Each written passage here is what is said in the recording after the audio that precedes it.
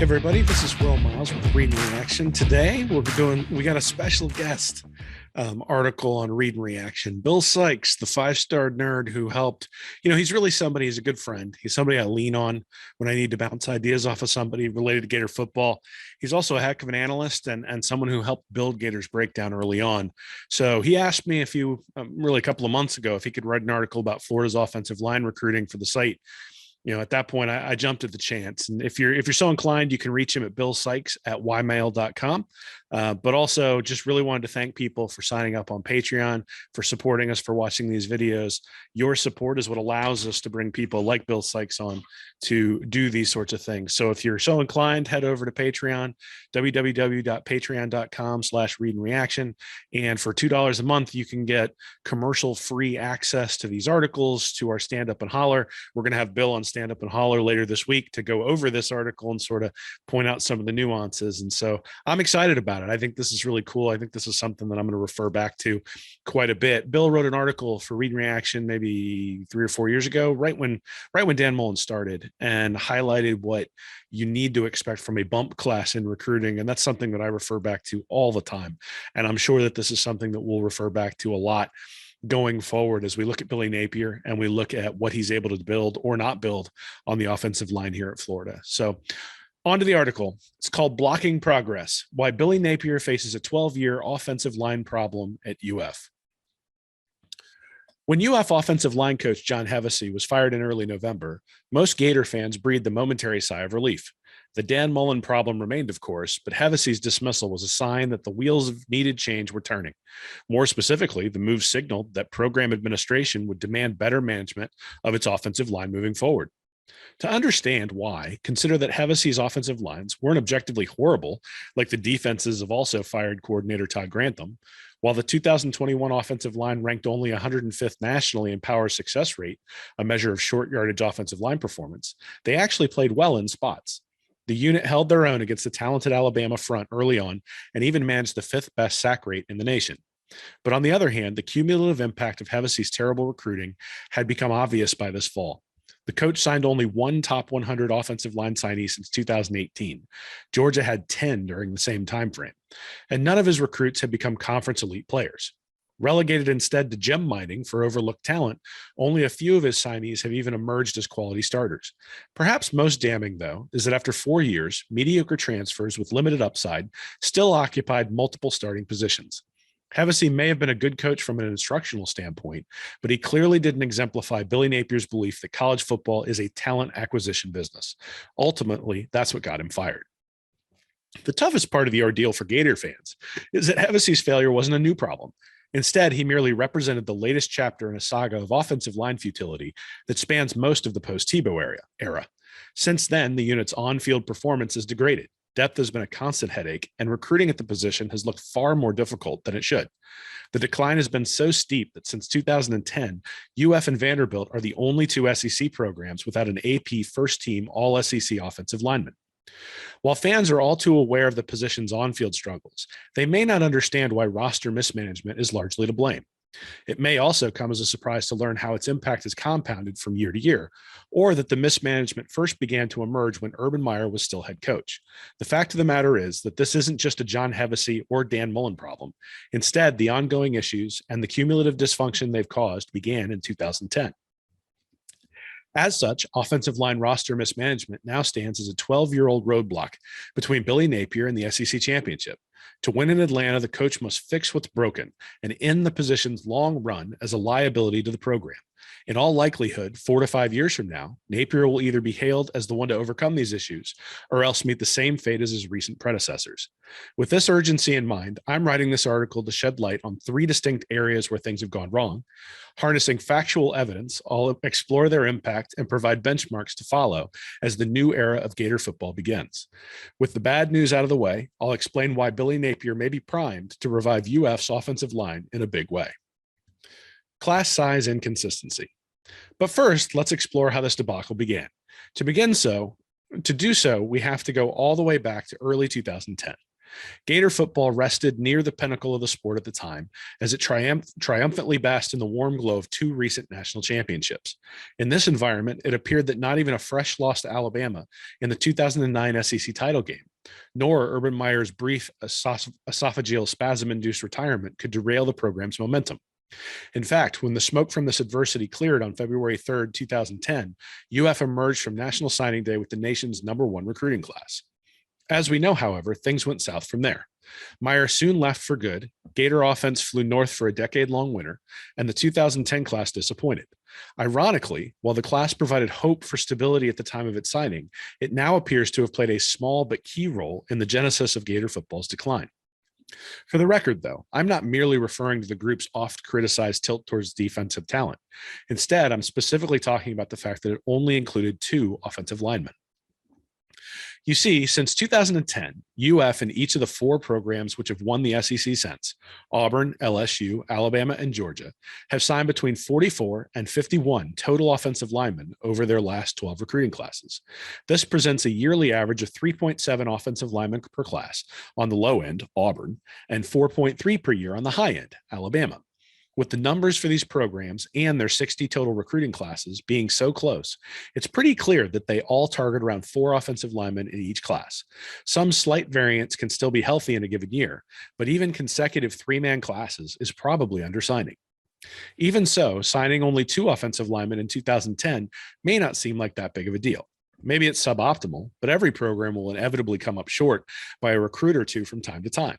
Also, the 2 that Meyer signed that year, Chaz Green and Ian Silberman, were really good prospects. As long as Meyer's replacement compensated for the misses in the next class, the damage would be minimized. But that new coach was Will Muschamp, and even after all this time, I'm still not entirely convinced that he believed in actually fielding an offense. In 2011, his initial class at UF featured only 2 offensive linemen, just like the year before. Then things got real.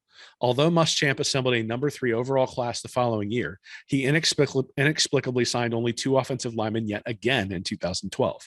For those counting at home, this means that over 3 full roster building cycles, Gator football added only 6 offensive line prospects to its roster. Instead of being short by an offensive lineman or 2 after 2010, they were now missing 5 to 6. In the chaotic aftermath that followed, UF embarked on a roller coaster ride of repeated class size imbalances at the position. First, Muschamp added a pair of huge offensive line classes before being fired, signing 12 prospects between 2013 and 2014. Then Jim McElwain added 5 in 2015, but regressed back to small class sizes of 3 and 2 in the following years. Hevesy and his boss, Dan Mullen, signed healthy numbers early on, but eventually added a 3-man class in 2021. In total, this means that Urban Meyer and his 3 successors failed to reach the target number of offensive linemen in 6 of the last 12 recruiting classes. Practically speaking, such class size inconsistency laid a foundation of demise for several reasons. First, the most obvious, it deprived the position of needed depth on a regular basis. Second, the extreme up and down class sizes disrupted the class year distribution of the offensive line roster.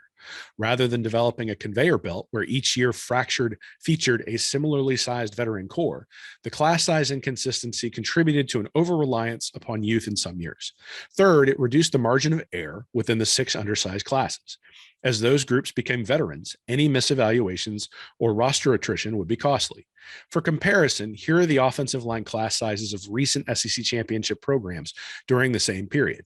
You'll notice that Alabama, Georgia, and LSU have each been more consistent than UF, with only 3 of their 36 combined classes featuring fewer than 3 offensive linemen.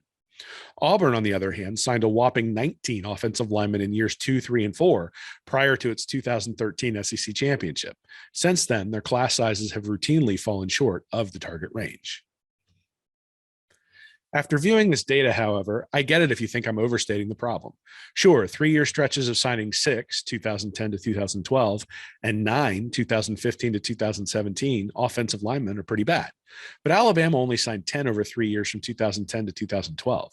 If that was sufficient to win multiple championships for them, then there has to be more to the story. Unfortunately, there is.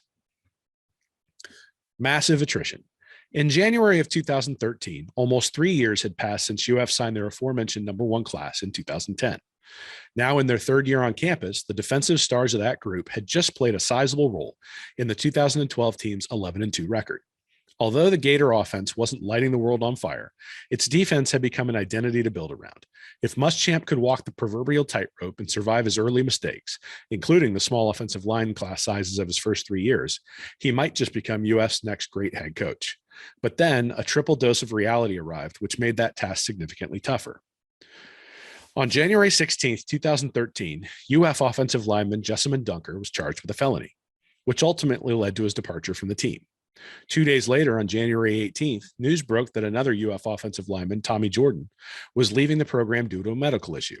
Then, less than a year later, on December 12, 2013, UF offensive lineman Ian Silberman decided to transfer after completing his degree.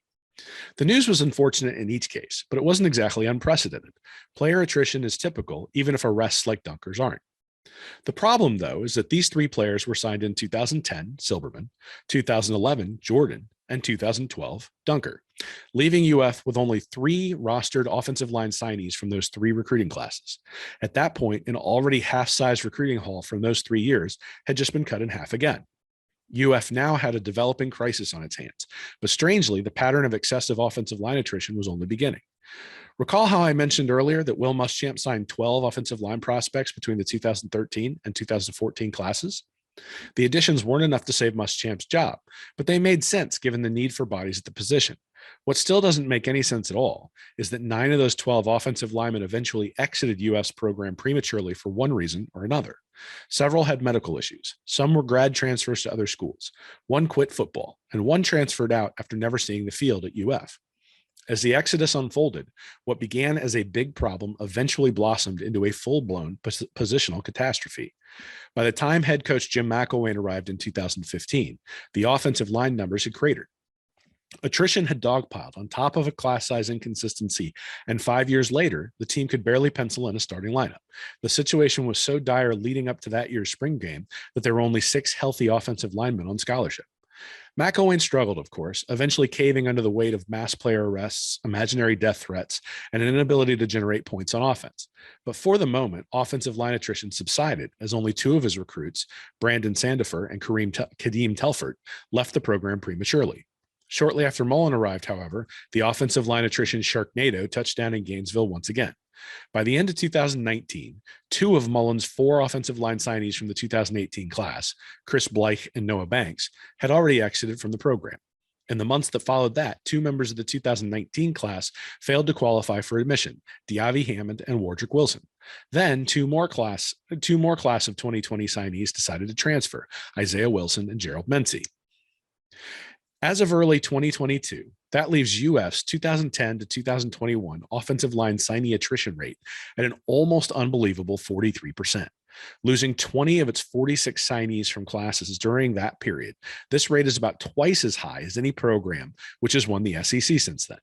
The attrition losses represent every recruiting class during the period, except for the 3-man haul in 2016 and so far 2021. 5 of the 12 classes during that time lost multiple offensive line prospects, while each of the 4 classes with only 2 signees eventually lost 1. So Alabama had an attrition rate of 22%, 51 offensive linemen signed since 2010, and 11 early departures non-NFL related. Auburn had 44 signed, 10 early departures for 23%. Florida had 46 signed, 20 early departures for 43%. Georgia had 50 signed for 7 early departures and 14%. And LSU had 46 offensive linemen signed, 11 early departures for 24%. I understand, however, if you're tempted to blame bad luck for some of this, especially as it pertains to UF's medically related offensive line attrition. But keep in mind that at least half of the players who left for medical reasons, Jackson, Kelleher, Banks, had pre-existing conditions when they arrived at UF. So allocating class spots to those players, especially when you already have a headcount problem, represented a calculated risk. Moreover, UF led those other 4 programs in total transfers and grad transfers, as well as medical departures. Leading in any one of those categories might reasonably be explained away as a tough break, but leading in all of them is likely a sign of bad management. For some reason, UF staffs didn't seem to understand that there is more to evaluating an offensive lineman than grading flexibility and strength.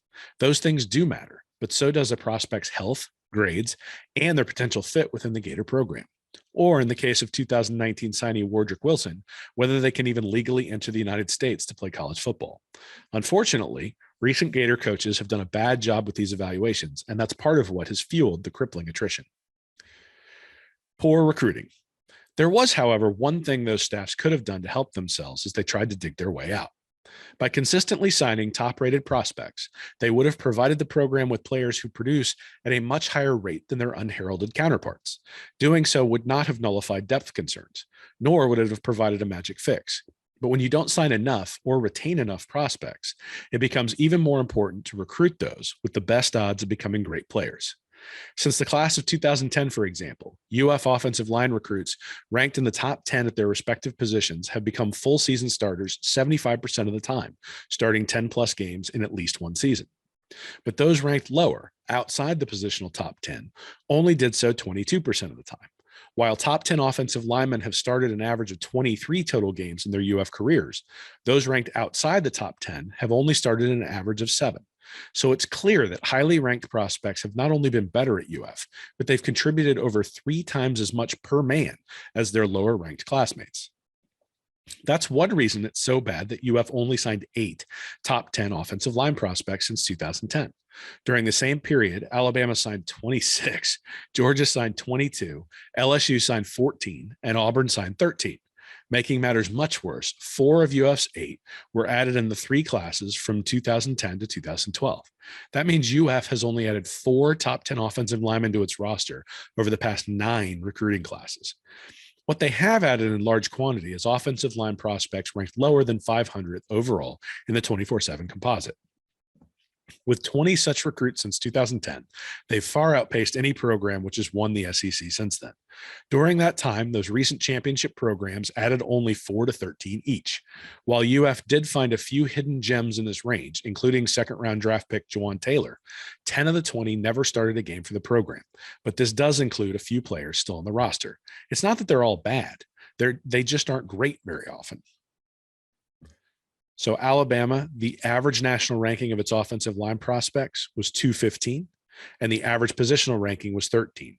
For Auburn, it's 403, average positional ranking 28. For Georgia, 314 and 23. For LSU, 330 and 23. And for Florida, 524 and 37. While UF's inability to consistently land top offensive line talent seemed to accelerate throughout the period, it appeared to reach its zenith under the watch of John Hevesy. Since he arrived in 2018, only 2 national top 250 prospects were added to the offensive line in 4 years. But the highest ranked of those, Richard Garage, was already committed to the program when Hevesy arrived. The other, Isaiah Walker, barely set down his luggage before transferring to Miami. Over the past few years, Hevesy's abrasive personality and his ineffective pitch became the wrong kind of legendary in Gainesville. Rather than an inviting presence on the Gator staff, he essentially became a form of talent repellent in which top recruits had little interest. Things got so bad this fall that he even lost a head-to-head recruiting battle against UCF for 3-star prospect Leighton Nelson. Known to be a recruiting liability since the Urban Meyer days, the fact that he was even hired to fix this mess is perhaps as scandalous as it is typifying of the culture that allowed it. Napier off the top rope. But alas, that clown show is over. Enter Billy Napier, the man who could be primed to turn this all around in a big way. That's no certainty, of course, but it's not blind optimism either. Instead, there are at least 3 tangible reasons to believe he's got the chops to get this done. So finally, let's talk about some good news. Reason for optimism number 1, staff enhancement. First, let's talk about how to logically improve class size consistency and reduce attrition. If you think about it, this essentially requires UF to improve evaluations, convince more of the right players to sign up, maintain their trust, effectively develop them, and remain vigilant in case fires need to be put out. Doing this will take a much better staff presence than we saw from the last regime, of course, but making sure of it probably requires that you throw more human resources at the problem too. Well, that's exactly what Billy Napier is doing.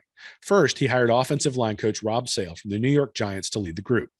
Then he took an unorthodox step by hiring a second offensive line coach, former NFL lineman Darnell Stapleton, to his on-field staff. From there, Napier added 3 additional off-field staffers who will each focus on the offensive line. These include former UF offensive lineman Cheston Blackshear, longtime Louisiana staffer Mike Richard, and Shane Vallot, who played for Napier at Louisiana last season. Regardless of who the hires turned out to be, featuring as many offensive line staffers as you have offensive line starters is a great first step. Many hands, as they say, makes light work, but this offensive line staff has a lengthy resume of personal success that should carry weight with recruits and current players alike. As a former NFL coach, even if it was for only 1 year, Sale can pitch his understanding of what NFL teams want in alignment. After starting for the Steelers in Super Bowl 43, Stapleton can offer his understanding of that journey from the player's perspective. Being a former second-team All-SEC selection and contributor to UF's 1996 national championship team, Blackshear knows what it takes to dominate in the SEC. Also, as a former walk-on turned second-team All-Sunbelt selection, Velat knows about overcoming adversity. Together, this young group, only 2 of the 5 are even in their 40s, should be well-equipped to flip the script of UF's offensive line culture. Now, they just have to deliver. Reason for optimism number 2, Napier and Sale can recruit. Next, let's talk about recruiting. Improvement here is absolutely non-negotiable, but Napier's track record suggests that he knows what he's doing. He first proved this as an assistant, where his success culminated in recognition as the nation's number 5 recruiting staffer by 24/7 Sports in 2014. After taking over as ULL's head coach, Napier proved himself as a recruiting leader when he twice signed the program's highest-ranked class ever in just 4 years. But his ability to raise the recruiting bar at offensive line is also evident. When he and Rob Sale arrived in Lafayette, the 2-star field program had only managed to sign 4 offensive line prospects with a 3-star grade in the previous 16 years. Napier and Sale then casually exceeded that with 5 in their 2019 bump class alone. Offensive line recruiting improved so much during Napier's 4 years there that he accounted for 10 of the top 15 highest-rated prospects the school ever signed at the position. To be fair, however, there's a galaxy-sized difference between breaking into the 3-star and 5-star talent pools. ULL is clearly not UF, and replicating such upward recruiting mobility is not a reasonable expectation. At the same time, evidence of plus recruiting is evidence of plus recruiting. UF has a big need for better performance here, and the limited data we have suggests Napier may be capable of providing it. Reason for optimism number 3, proof of concept. The third reason for optimism is because Napier's management of the position has yielded great results.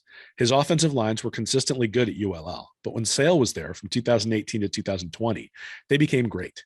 According to Football Outsiders Advanced Metrics, the 2019 Ragin' Cajun offensive line had the 3rd best categorical ranking average nationally. The next year in 2020, they posted similar results with a finish of 6th.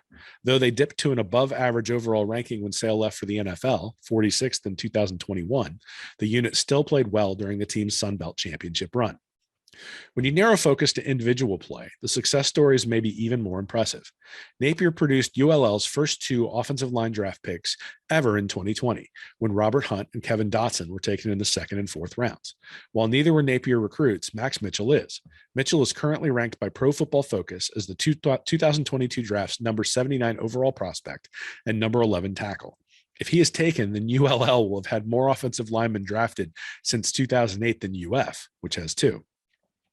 Also, let's not forget the 2021 ULL starter, Osiris Torrance, was pursued by multiple SEC schools before following Napier to UF through the transfer portal. Over the course of Napier's tenure at ULL, his offensive linemen earned 11 All-Sun Belt team awards. These included 4 named to the first team and multiple award winners in each of his 4 years at the school. This will be a key metric to follow at UF because history says you don't win the SEC without all-conference linemen. Napier's class size and retention performance. If there is an area of potential concern based upon the data, it's Napier's class size consistency. While at ULL, his 4 classes featured 3, 7, 2, then 3 offensive line prospects from 2018 to 2021. On the surface, this presents a miss of the target number in 3 of his 4 classes. There are some key contextual differences, however, between these numbers and the UF class sizes discussed earlier. First, Napier didn't wait until his 3rd class to sign high numbers as a desperate fix for earlier misses. The 7-man group came in his talent-rich 2nd class and completed a strong 10-man haul over his first 2 years. Then, 2 starters opted to return for a 6th year of eligibility in 2020, Cole Prudhomme and Ken Marks, making the 2-man 2020 offensive line class more understandable. Finally, as a smaller FBS school, ULL is more dependent upon transfers from year to year than UF should be.